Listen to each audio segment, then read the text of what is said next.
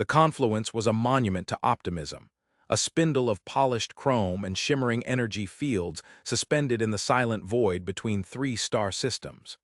It was a neutral ground, meticulously engineered to accommodate the biologies and customs of a dozen different sentient species.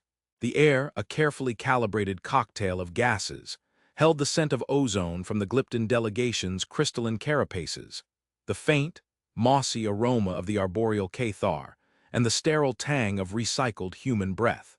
Here, in this cathedral of diplomacy, Ambassador Elias Thorne was humanity's face. And it was a very good face.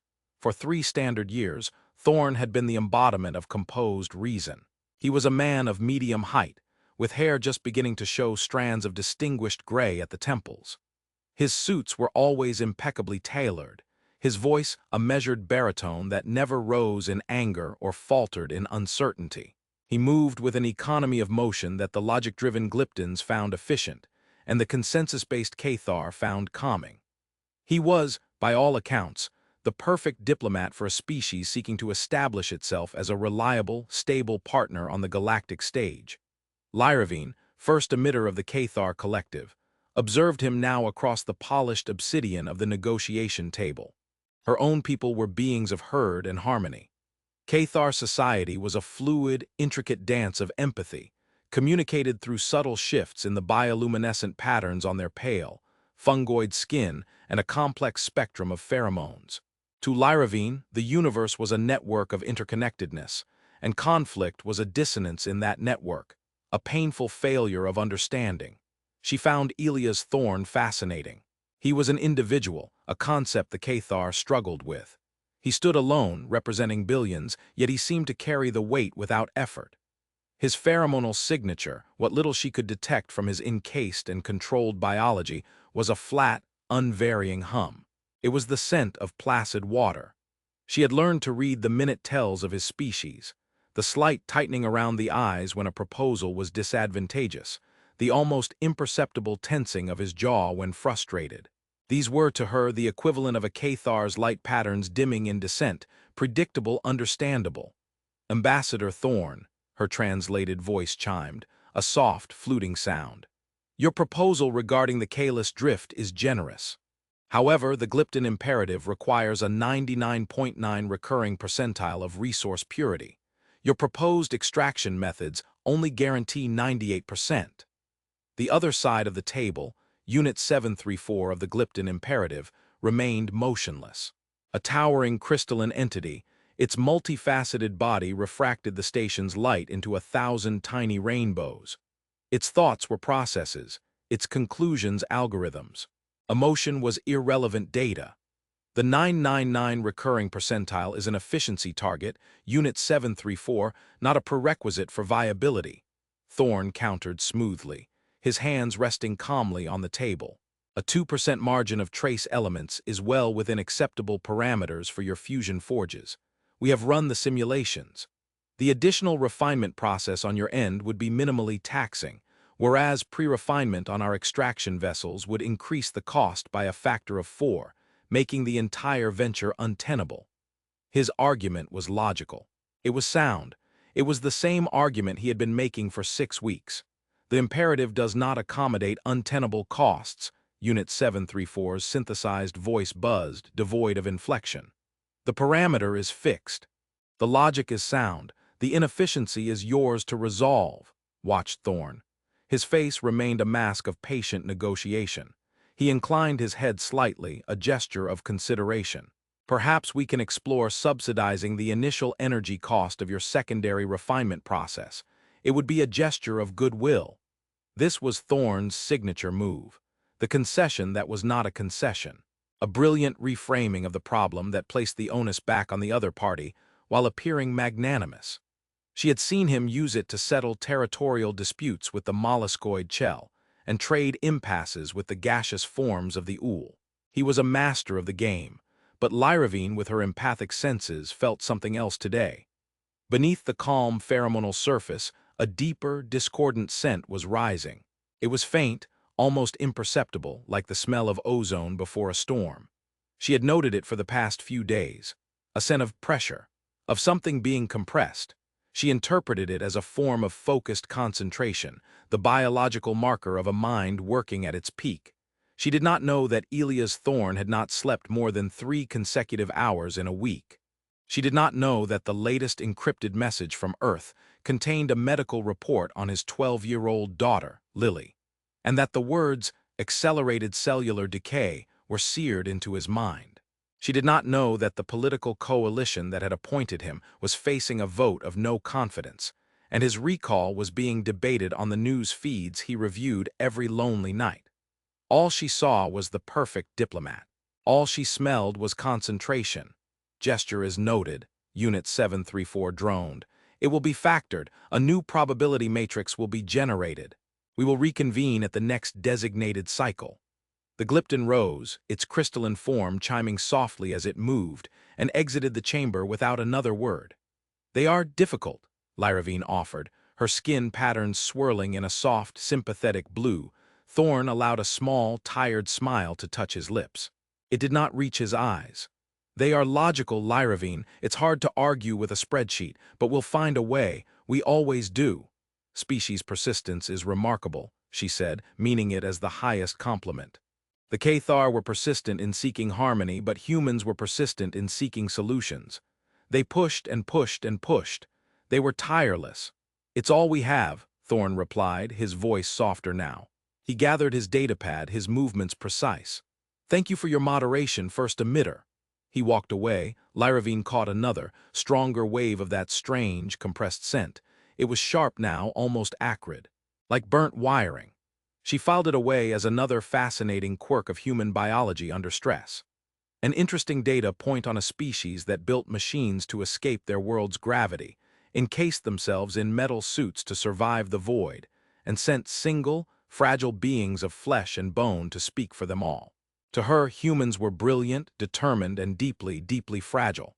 A species that had overcome its physical limitations through sheer intellect. She was glad they were allies. That evening, Thorne sat in his sterile quarters. The view from his viewport was a breathtaking nebula, a swirl of cosmic dust and nascent stars that would have inspired poets. He barely saw it. On his desk, a small holographic projector showed the image of a young girl with bright, laughing eyes and a missing front tooth, a picture taken 5 years and a lifetime ago. He read the medical report again. The words were clinical, cold. They spoke of mitochondrial collapse and synaptic misfires. They were a sophisticated way of saying his daughter was dissolving from the inside out, and the experimental treatment he had poured his entire life's savings into was failing. He was out here, negotiating for mining rights to power cities he might never see again, while the one light in his universe was fading. A chime at his door broke the silence. He straightened his spine, smoothed his uniform jacket, and composed his face. The mask slipped back into place. "Enter." The door slid open to reveal his aide, a young, earnest man named Kenji. "Sir, sorry to disturb you. An urgent communiqué from Sector Command. We have a new arrival at the Confluence," Thorne asked, his voice betraying none of the turmoil within. "A delegation from the Vorlag hegemony, sir. They've just cleared quarantine. They're demanding an immediate audience regarding the Kalis drift. They claim ancestral rights."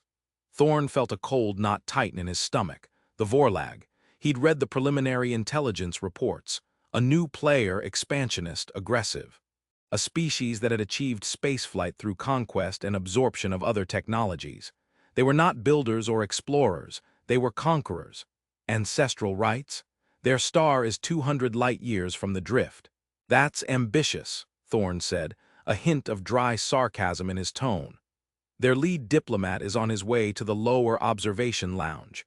He refused to wait for a scheduled appointment. "Sir, the reports say they are a Tier 1 predatory species." Stood up. The sterile hum of his quarters seemed to fade. Tier 1 predator. It was a classification the xenobiologists used, not just carnivorous. It meant their entire evolutionary history, their psychology, their societal structure was built around the act of hunting, of dominance, of killing. Humanity was technically a predator, but millennia of civilization, agriculture, and society had buried that instinct deep. So deep that most humans didn't even recognize it in themselves. The Vorlag, apparently, wore it on their sleeves. Inform the Cathar and the Glyptons that a new party has entered the negotiations. And tell the Vorlag ambassador I will meet him in 10 minutes, Thorn said, his voice a flat, steady line.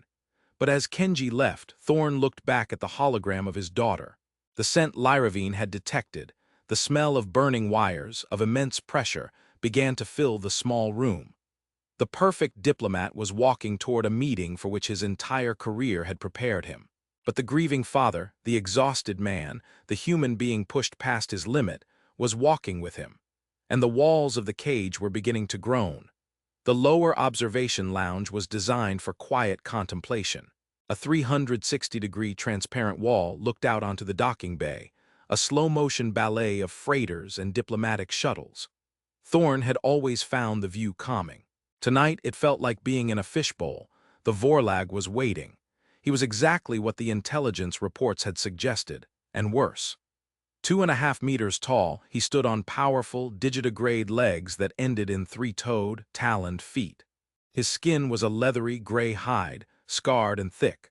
A long, muscular tail twitched behind him, a sign of agitation.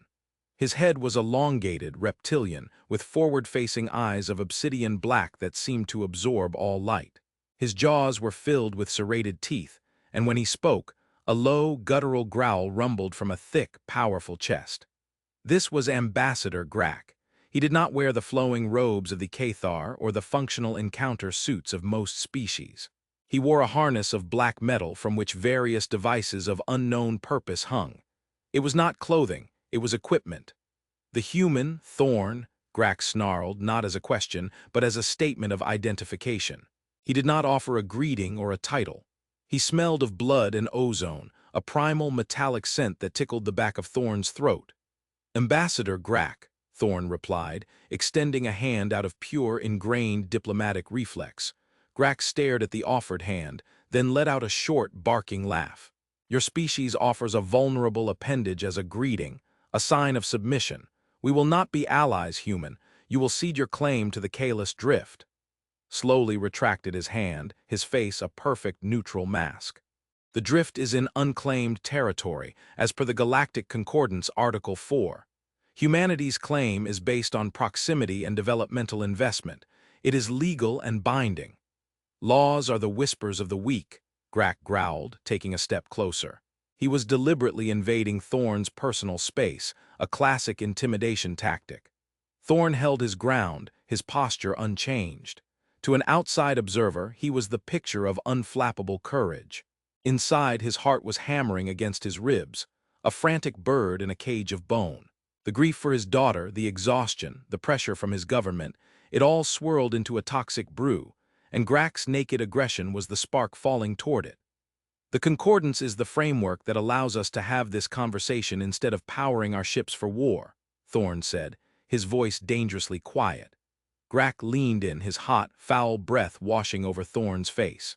My people have been traveling the stars for longer than your species has been writing your precious whispers. The drift lies on an ancient migration path of the Grothul, a herd beast my ancestors hunted for millennia. Their bones enrich the asteroids you seek to mine. Their dust is our legacy. Their ghost is our claim. It is a claim of blood, not ink. A fascinating historical anecdote, but legally irrelevant, Thorn stated. The mask was holding. It was porcelain, but it was holding. It was at that moment that Lyravine and Unit 734 entered the lounge. They had received Thorn's message and had come to observe the new arrival. Lyravine's skin immediately flashed a pale, sickened yellow at the sight and scent of Grak. He was dissonance incarnate. He was everything her culture defined as an existential threat. Unit 734 simply stood, its crystalline mind processing the new variable. Threat assessment, high. Probability of diplomatic resolution, low. Grak barely glanced at them. His entire focus was a palpable physical force directed at Thorn. Your species is soft. You hide in metal shells. You send your smallest, weakest members to speak for you. You are prey that has forgotten its place. He gestured with a three-clawed hand at the viewport. You look out at the darkness and see opportunity. We see a hunting ground. Thorn remained silent. His gaze was fixed on Grak, but his mind was a million miles away in a sterile hospital room. He saw Lily's pale face, her breath shallow. Accelerated cellular decay. The phrase echoed in the sudden silence of his mind. A predator was talking about hunting grounds, about strength and weakness, while the universe was slowly, mercilessly devouring his child. The injustice of it, the sheer, cosmic unfairness, was a physical thing. Grack saw the silence as weakness. He saw the stillness as fear. He took another step, so close now that his armored chest was almost touching Thorn's suit.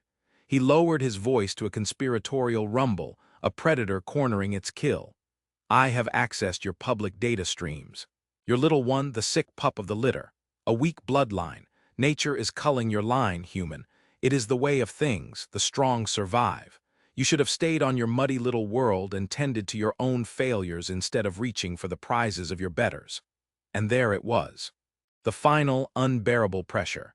It was not the insult to his species or the threat to his mission. It was the violation of his grief. It was the brutal, dismissive stomp on the most sacred, painful part of his soul. The porcelain mask did not crack. It vaporized. Lyravine saw the change first. It was not in Thorn's expression, which remained blank. It was in his posture. He shifted his weight, almost imperceptibly, from the balls of his feet to a more centered, grounded stance. It was a subtle, predatory adjustment she had only ever seen in holovids of Earth's ancient carnivores. Unit 734 registered a biometric spike. Thorn's heart rate did not increase, it slowed. It became heavier, more deliberate. His respiration deepened. His skin temperature dropped by 2 degrees. The Glypton's processors flagged it as an anomaly. The human was not entering a state of fear or panic. He was entering a state of peak operational readiness. Thorn looked Grack directly in his obsidian eyes. The exhaustion was gone, replaced by something ancient and chillingly empty. A profound, unnerving focus. He spoke, and his voice was not the measured baritone of the diplomat. It was a low, flat monotone stripped of all artifice. I am having a bad day. The phrase was so mundane, so human, that for a microsecond it was simply confusing. Grack blinked, a flicker of his nictitating membranes. It was a fatal hesitation. What happened next took less than 3 seconds. It was not a brawl. It was a dissection. Thorn's left hand shot out, not in a punch, but with fingers stiffened into a spear. He didn't target Grack's heavily armored chest or thick skull. He struck the soft, cartilaginous tissue just below Grack's jaw, where a major nerve cluster connected to the brain stem. The blow was precise, shocking, and utterly debilitating. Grack let out a choked gasp as a bolt of pure, white-hot agony shot through his system. His advanced brain, so used to being the aggressor, had no context for this sudden, crippling pain from a supposedly inferior creature. As Grack recoiled, his powerful tail lashed out instinctively, a meter of muscle and bone capable of shattering steel plating. Thorn didn't try to block it. He flowed with its motion, pivoting on his back foot. His right hand caught the tail not by grabbing, but by hooking his fingers around the thinner, more sensitive tip. Instead of fighting Grack's strength, he used its momentum, pulling and twisting. There was a sickening pop of displaced vertebrae. Grack roared, a sound of fury mixed with genuine shock and pain. He stumbled forward, trying to bring his immense strength to bear, to crush the smaller creature. Thorn was no longer there. He had used the momentum of the tail pull to spin himself to Grack's side, inside the reach of his powerful arms and claws. He was now in the Vorlag's blind spot. His right elbow, reinforced by the dense polymers of his suit, slammed into the back of Grack's digitigrade knee joint. The joint was designed to propel the creature forward, not to absorb a perpendicular impact. It buckled with a wet, grinding crunch. The 2.5-meter-tall predator collapsed. He crashed to the deck with a thunderous boom of meat and metal, one leg bent at an unnatural angle. He tried to push himself up, snarling, but his body was a riot of conflicting signals.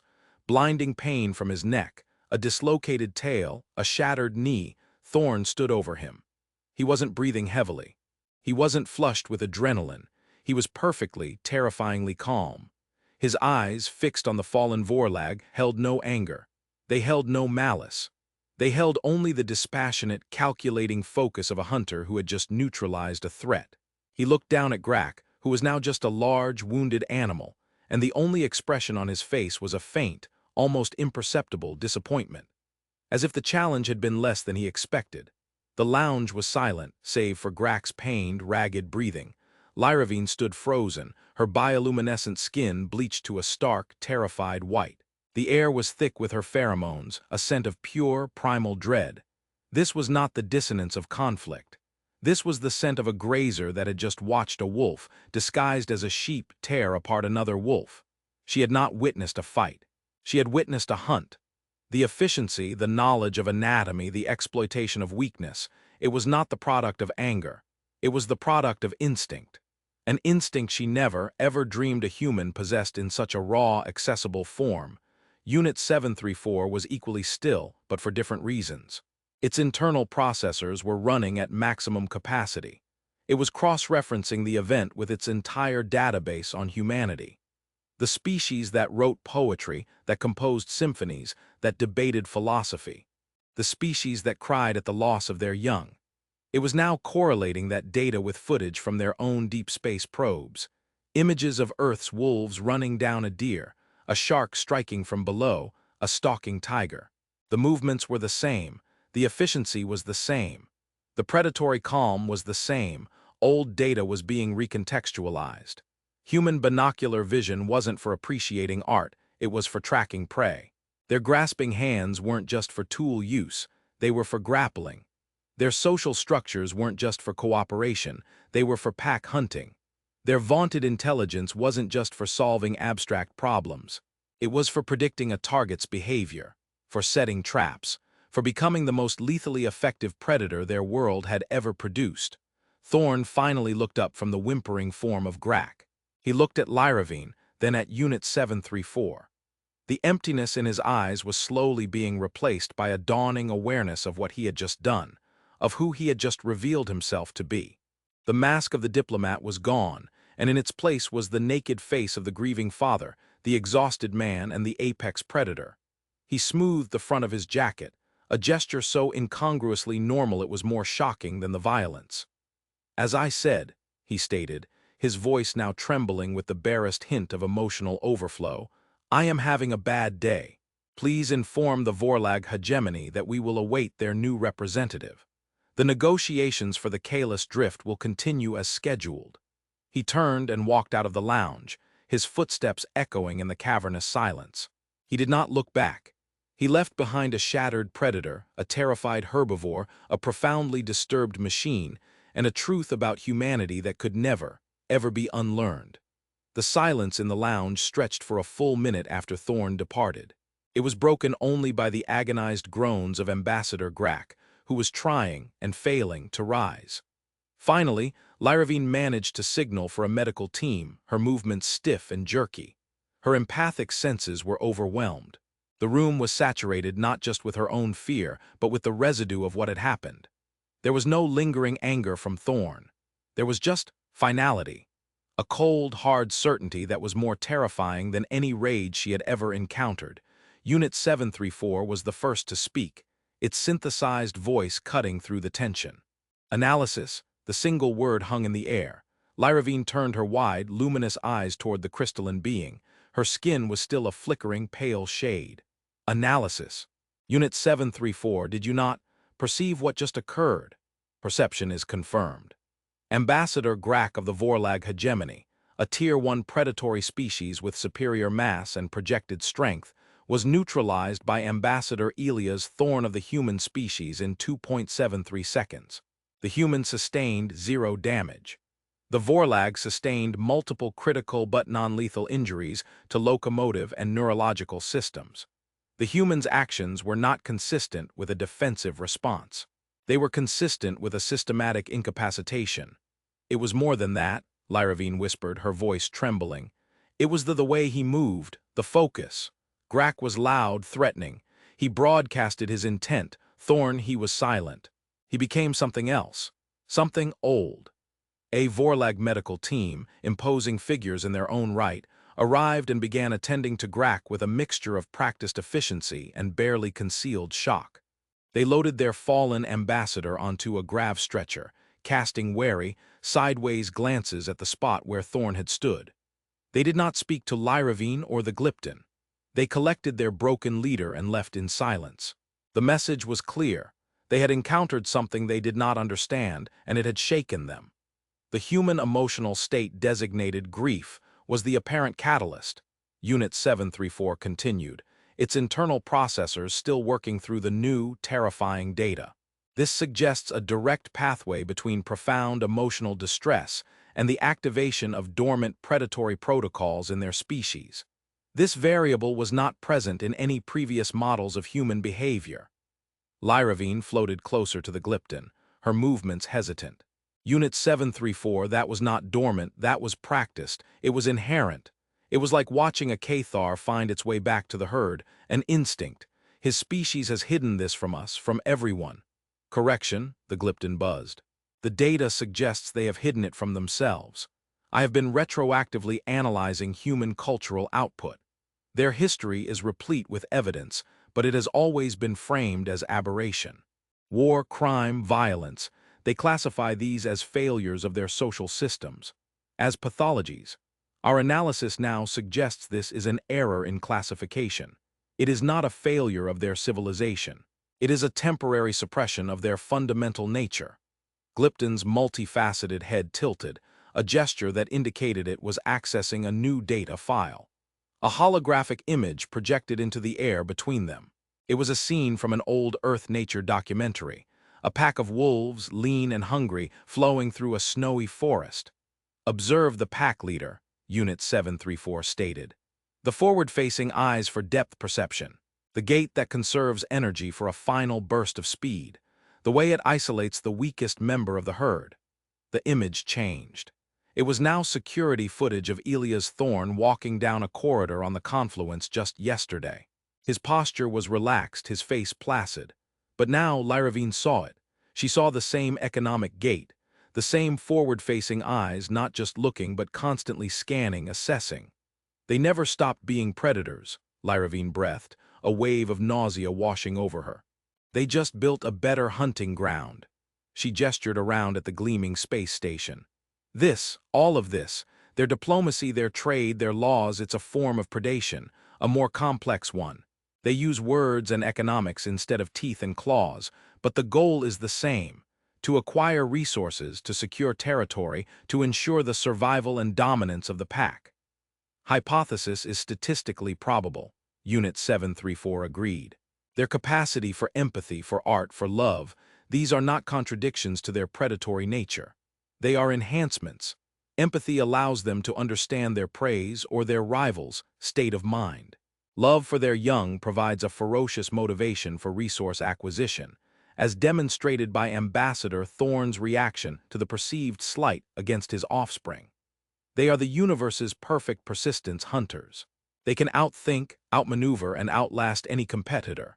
And if that fails, the Glypton did not need to finish the sentence.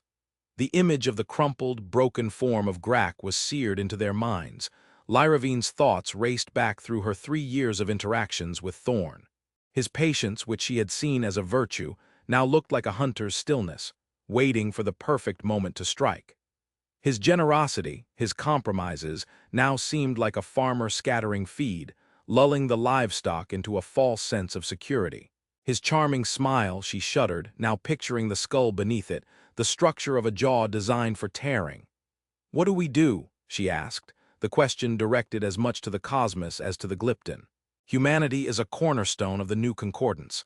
Their technology is integrated into our networks. Their trade routes are vital. We have invited them into the herd. Data is incomplete, Unit 734 stated, though its certainty was audibly shaken. We have witnessed a single event.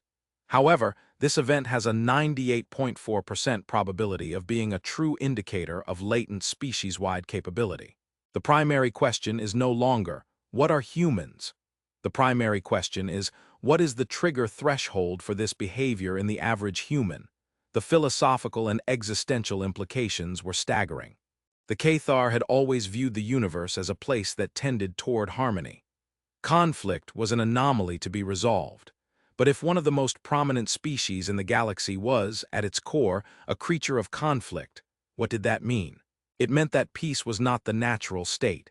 It was a temporary truce, a hunter resting between meals. We have to warn the others, Lyravine said, her patterns swirling with agitated reds and yellows. The Chell, the Ool, everyone. They need to know what lies beneath the surface. Caution is advised, Unit 734 countered. A premature dissemination of this analysis could provoke the very behavior we fear. If the humans perceive that they are being universally classified as a threat, their pack defense instincts may activate on a civilization-wide scale. The potential consequences of that are undesirable. The Glypton's use of undesirable was the closest it could come to expressing sheer terror. A species that could produce an Elia's thorn, multiplied by billions, armed with fusion weapons and a galaxy-spanning fleet. It was a scenario that broke every predictive model they had. The two ambassadors stood in silence for a long time, the empty lounge a stage for their dawning horror. The easy camaraderie of the past was gone, replaced by a cold, sharp-edged fear. Every treaty signed, every trade deal made, every word ever exchanged with a human would now have to be re-examined through this terrifying new lens. Meanwhile, in his quarters, Elia's thorn had finally allowed the dam to break. He sat on the floor, his back against the cold wall, and wept. He wept for his daughter, for the helplessness of his situation, for the ugliness he had just unleashed. The tears were not of remorse for his actions. In that moment, he knew he would do it again, but of grief for the man he had pretended to be. The composed, civilized man was a lie he had told not just to the galaxy, but to himself. He had come to the Confluence to build bridges, to represent the best of humanity. Instead, in 3 brutal seconds, he had revealed its most ancient and terrifying truth, that when all the layers of reason, culture, and civilization are stripped away by grief and pressure, what remains is not a philosopher or a statesman. What remains is the creature that climbed to the top of its world's food chain with rocks and sharpened sticks, the being that looked at the lions and the bears and the great mammoths and thought, "I can kill that." The next day, the negotiations for the Kalis Drift reconvened. The Vorlag were absent. A message had been sent, curt and formal, stating their claim was under reassessment. When Elia's thorn entered the chamber, the atmosphere was profoundly different. He looked exhausted. The lines on his face were deeper, his eyes shadowed with a deep, personal pain. He was once again the man they knew, the tired but professional diplomat. But they could not unsee what they had seen. Lyravine looked at him, and she no longer saw a fragile being who had overcome his limitations. She saw a dormant volcano. Her every instinct screamed at her to flee, to put distance between her herd and this thing. But she was a diplomat. She held her ground, her skin patterns a tight, controlled display of neutral gray. Unit 734 observed him, its internal sensors analyzing his every micro-expression. It saw the grief, the exhaustion, but it also saw the new data. Beneath the grief, it perceived the chillingly efficient predator now at rest. Ambassador Thorn, Unit 734 began, its voice the same synthesized drone as always. In light of the Vorlag's withdrawal, the Glypton imperative has rerun the probability matrices. A 98% purity rate with subsidized secondary refinement is now calculated to be acceptable. Thorn nodded slowly, a flicker of surprise in his tired eyes. That is welcome news, Unit 734. I'm glad we could come to a logical conclusion. The Glypton buzzed. Logic prevails, but it wasn't logic, it was fear. A new, essential variable had been added to the Glypton's calculations. The cost of saying no to a species that had just demonstrated its capacity to dismantle a predator twice its size with surgical, instinctual precision. The risk of pushing them too far was now, logically, unacceptable. Lyravine said nothing. She simply inclined her head, her part in the consensus of formality. The deal was done. Humanity had won. They had secured the resources their civilization needed. As the session concluded, Thorn gave Lyravine a small, weary smile. It was a genuine attempt at connection, a plea for a return to the familiar ground they once shared. Lyravine, I hope yesterday's incident will not permanently damage the trust we have built. Lyravine looked into his eyes, the eyes of a grieving father, the eyes of a killer, and for the first time she lied to him. She flattened her pheromonal output and arranged her skin into a pattern of reassurance. Of course not Elia's, she said, her translated voice smooth as polished stone. We all have bad days. As she watched him walk away, she knew that nothing would ever be the same. The Confluence was no longer a monument to optimism. It was a hunting ground. And she and everyone else had just learned who the apex predator was. The Aegis of man, the shield he presented to the galaxy, was not a construction of civilization and reason. It was a warning. It was the calm before the storm. And they would now spend the rest of their existence watching the skies, not for enemies, but for the day when their friends decided they were having another bad day. The age of trust was over. The age of cautious, terrified respect had begun.